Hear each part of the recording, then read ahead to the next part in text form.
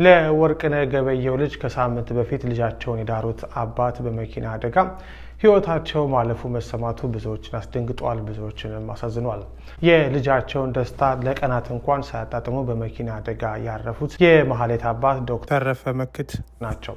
ከሰሞኑ በአዲስ አበባ የዓመቱ ትልቅ ሰርግ መካሄዱ ይታወቃል። በዚህ ሰርግ ላይ ከ5 እና 6 ሺህ በላይ ሕዝብ እንደተገኘና እንደተጠራ ይታወቃል። የኬንያ ከፍተኛ ባለስልጣናትም ተገኝተው ነበረ። የኢጋዱ ሊቀመንበር ዶክተር ወርቅነህ ገበየሁ ልጅ ነው። ወርቅነህ ገበየሁ በጣም እጅግ ታዋቂ በመሆናቸው የተነሳ በማህበራዊ ሚዲያ ሰርጉ የወጣበት ወጪና ሌሎችም በከፍተኛ ሁኔታ መነጋገሪያ ሆኖ ቆይቷል።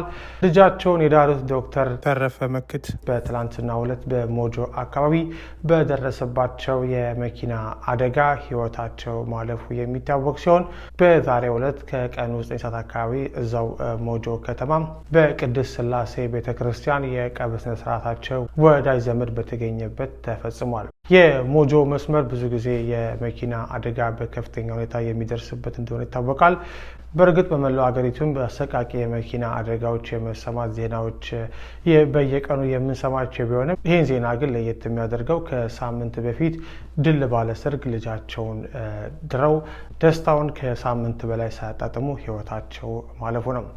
ነፍስ ይማር ለማለት እንወዳለን።